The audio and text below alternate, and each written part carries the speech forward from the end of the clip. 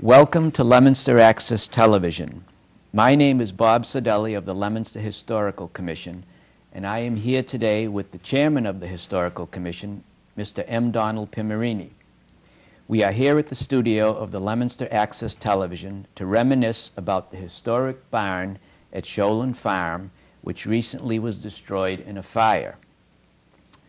Don, could you begin our interview today by telling us something about the history of the barn? I know it's quite old. Well, Bob, what I had to do is go through our books to see what we have for history of the Sholan farm. And of course, that hill has a tremendous history. If we go back far enough, we find that some of the original settlers in Leominster settled on Chestnut Hill, and at that time in history that was what it was called, Chestnut Hill. Chestnut Hill. And down below the farm, one of the original homes in Leominster was built, and that was by Gershom Houghton, and that's on the intersection of Hill Street and Pleasant Street. And of course the other aspect that I should include, because I'm on the Historical Commission, is that we have an outstanding family known as the Buss family. And the Buss family occupied most of Chestnut Hill, but not the barn and house that I'll be talking about today. And the one thing I'd like to mention about the Buss family is we have in our records at the Commission office a copy of John Buss's diary of his activity in the American Revolution. Very interesting diary to read. And just to explain one little aspect of it, he talked about living with General Washington at Valley Forge, and the number of Leominster people that died at Valley Forge. Very interesting. And someday people should read that diary. Samuel Buss's diary? John Buss's diary. And of course, the Buss family went to number 6 schoolhouse too. That was a later time in history. The original number 6 schoolhouse. The original number 6 schoolhouse, yes. And of course, number 6 was played a vital role in this, at that section of Leominster. Now, to get back to the barn, what I did is I looked up the history of the barn, and I had to go through our records, and I found that Evelyn Hashey, previous chairman of the commission, did a lot of research on it. And same with Sue Gardner, and she's Friends of Sholan Farms. Right. And also Irma Whitney, she lived on Wachusett Street. Right. She did a tremendous amount of research on Chestnut Hill. And of course, I did a little research myself, but not to the extent of Irma or Evelyn or Sue Gardner. But I did find that the original house was built in 1742, and that was the house across the street from the barn. Now, when the barn was built, well, that's another story, because when I looked at the photographs of the house, that was all hand-hewn timbers. I showed the Jack Sully and Carl Pimarini the structure of the house back in 1982. We photographed it, and it was very obvious it was all handmade. But I also looked at the photographs we have of the interior of the barn. Well, those timbers, though all post and beam, were made by a saw, a circular saw. And you can see the lines of the circular saw. So therefore, the circular saw didn't come out maybe until the 1840s. And so the house was probably built somewhere in the mid-1800s. And the other thing that I came across was The barn was built in the of the right. 1880s. And the I'm house- sorry, the 1850s and or the the middle 1800s. And since the house which existed across the street was the original house, we think, Yes. that predated the barn. Oh, yes, by at least 100 years. Right. At least 100 years, the house predated. Right. There may have been a barn before that, Ah, but we have to rely on records, and we have to look at the building and see how the building was constructed. The other thing is, when I went through this history, I talked to Sholan Drury, and I asked him about clapboards and shingles, the cedar shingles or cedar shakes. And he said there were a series of mills in town that produced cedar shakes or cedar shingles. And there was one on Slack Brook, one on Monusnock, one on the Nashua, and then Bartlett's Pond up off of Elm Street. yes, the Sportsman's The Club sports, location of the that Sportsman's pond was built primarily for a water wheel and to produce, it was a sawmill, and it produced shingles. Because cedar shingles were necessary for roof material at that time in history. If you look into the old structures of all the old houses in town, the roof material was made out of cedar shingles. So I'm sure the slate roof on Sholan barn came at a later date, because that is slate. And slate was a very difficult material to come by in history. So it was probably in the latter part of the 1800s that they put the slate roof on. Interesting. And 2 points. First, for the audience to identify Sherwin Drury. He's a very knowledgeable gentleman in town, a member of the Historical Commission, and he has a wealth of knowledge, and we rely on him for lots of information. And I find it interesting, too, that you as a historian, when you're mentioning one way that, for example, the date of a building is determined by the saw marks on the timbers, so you can make these connections and help to date. So it's sort of like a forensic thing, sort of like a detective Exactly, Bob. investigation. When you look at the structure of old buildings, you'll find that they used an instrument called an adze, and that chipped away the timbers, and you can see all these marks. But when you look at a current home, you'll find that there is a saw mark, if it's rough timber, or it's planed. And of course, no such thing occurred in either of the buildings, you know, the farm or the barn. They were very rustic.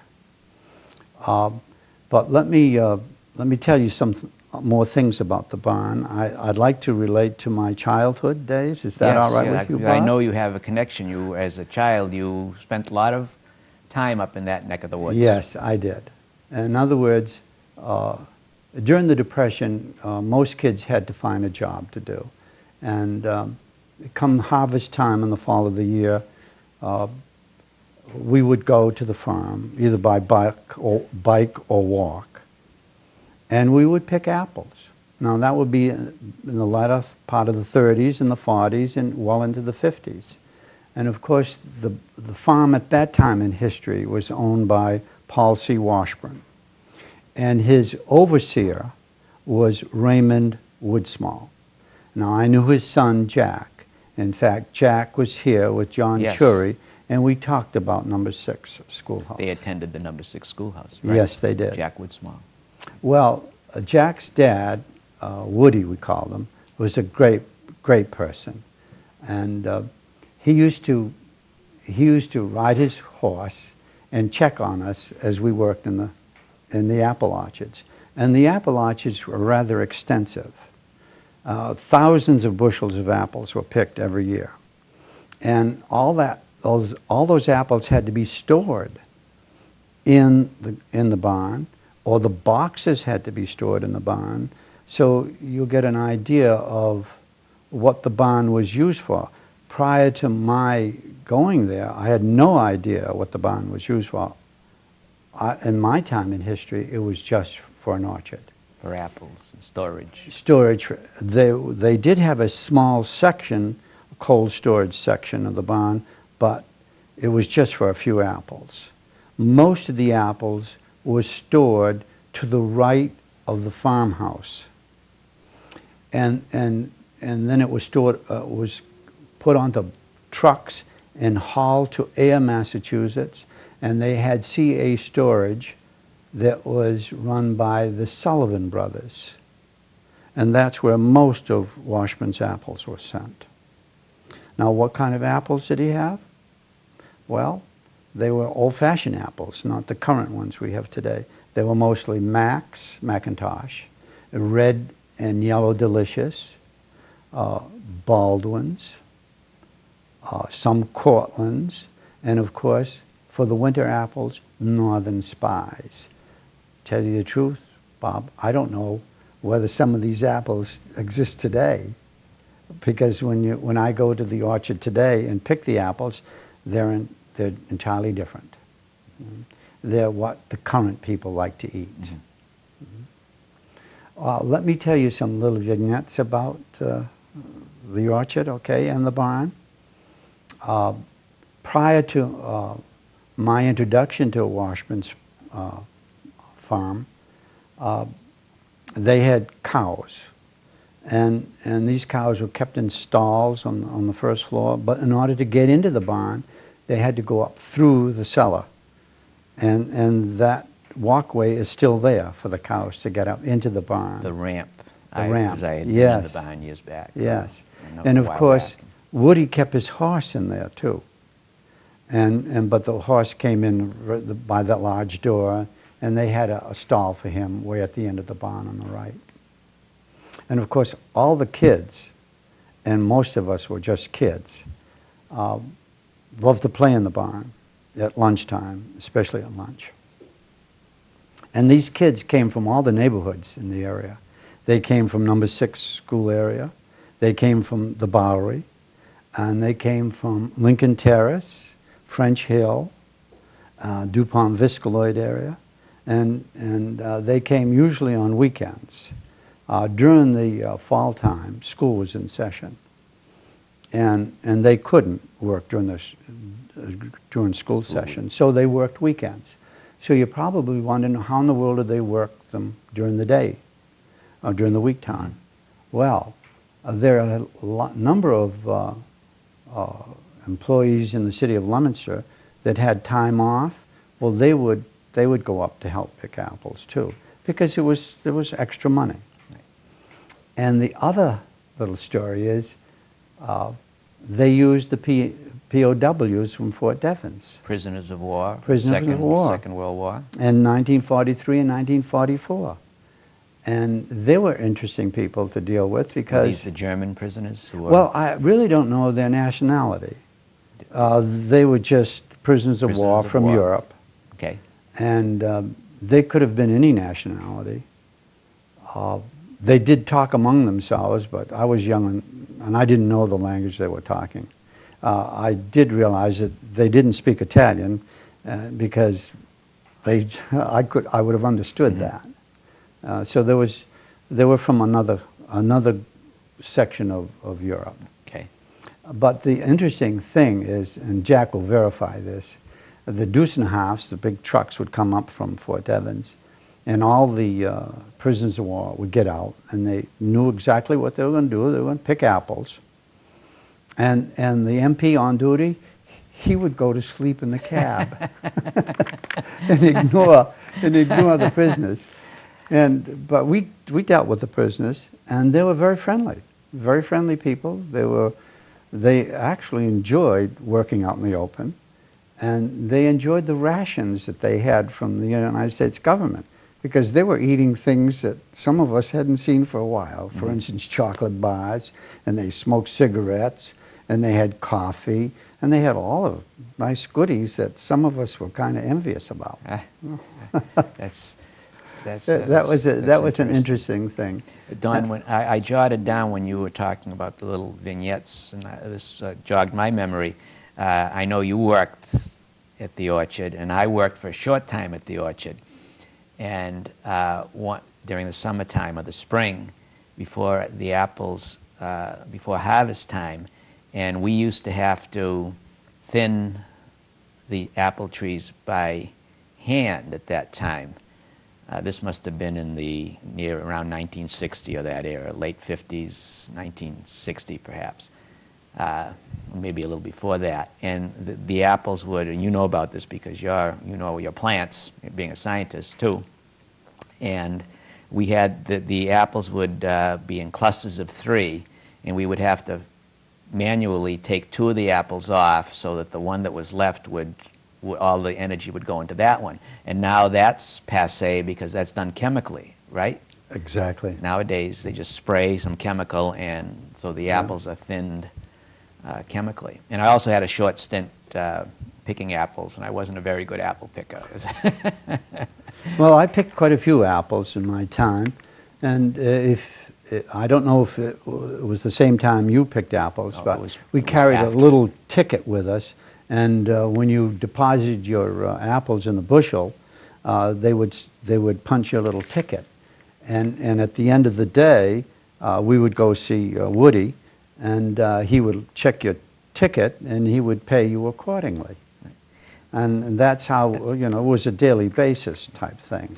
That's how my familiarity with the barn, I'm sure, came about, because I worked up there for a short time.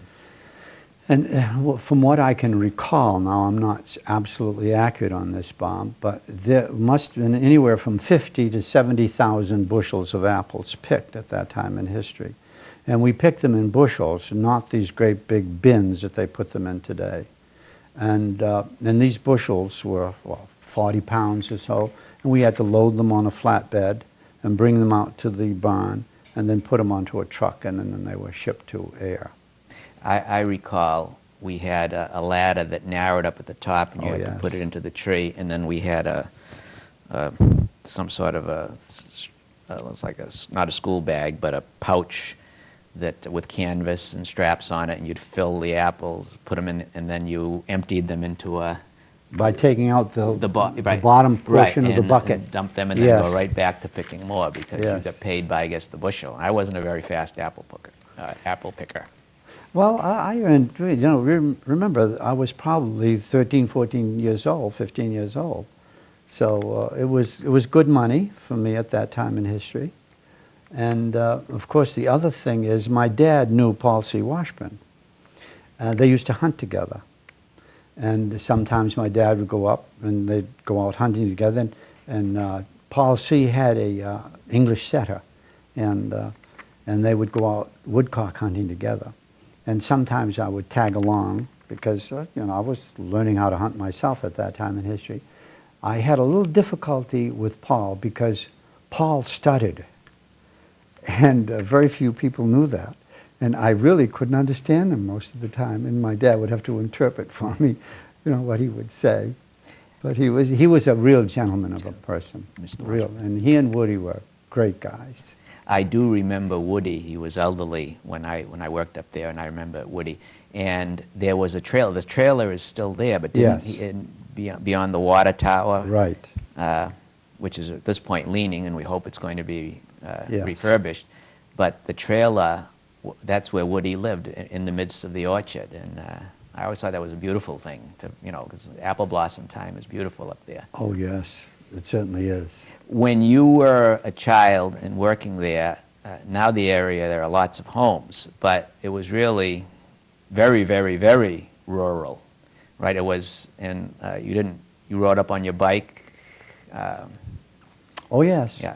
All the way from Crown Street in Leominster. I used to get on my bike and go as fast as I could, all the way up there. And there were all of other kids, too, besides myself. You realize that most of the high school kids usually found, or junior high, wanted extra money. And so they used to go weekends.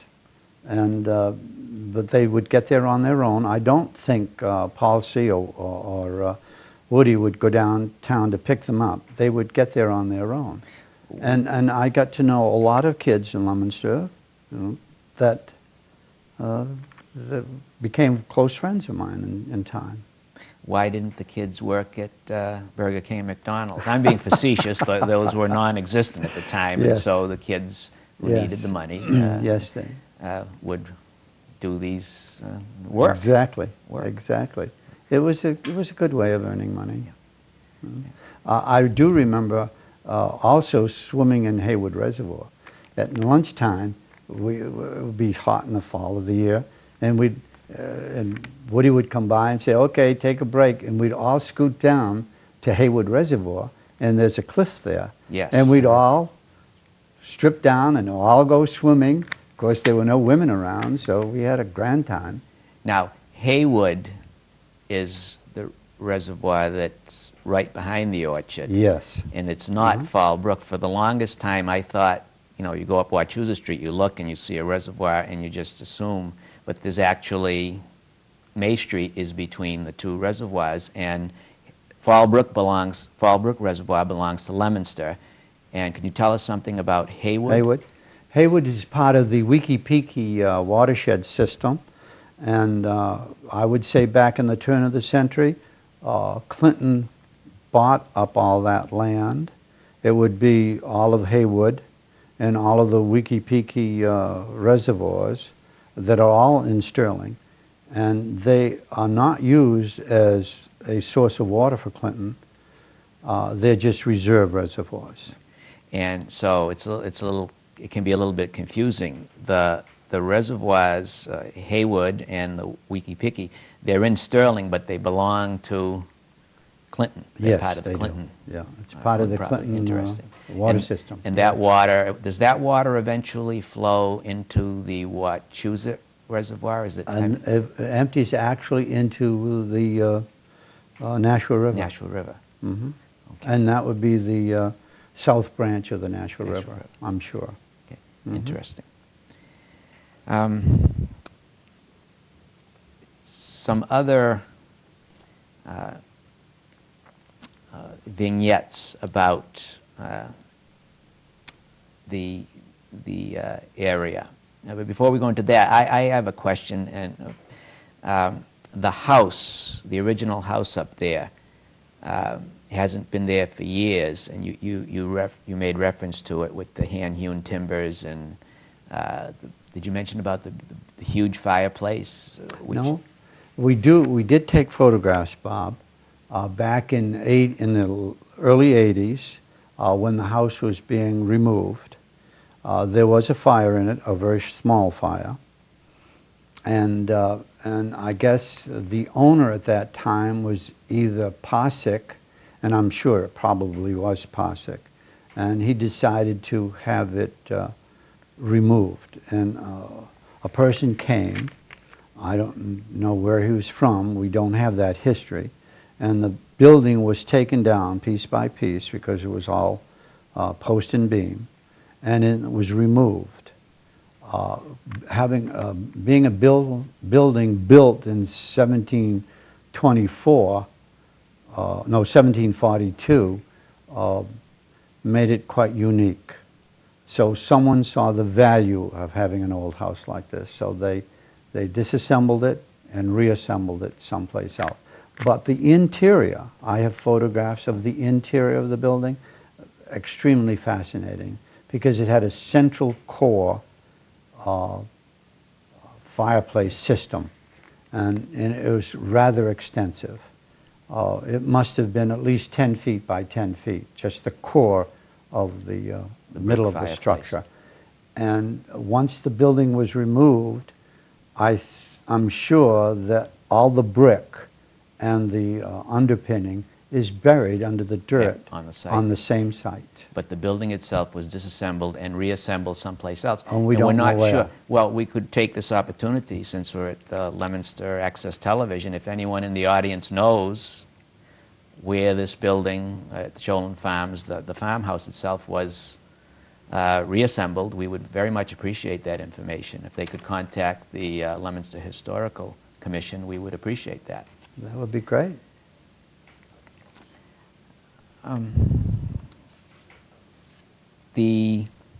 I would like to recognize the present people that are working on the Sholan. Is that all right with you? Yeah, very much so, yes. Well, it must be understood, Bob, that the commission is very interested, but there are some other groups of people in town that are more so than what we are. And that, of course, is the mayor. In 2000 or thereabouts, the acquisition of the Sholan farm was carried out. And then there were a group of people that suddenly came as a helping force. And they are known as the Friends of Sholan Farms. And the chairperson of that, current chairperson, is Joanne Donato. And she's doing a marvelous job.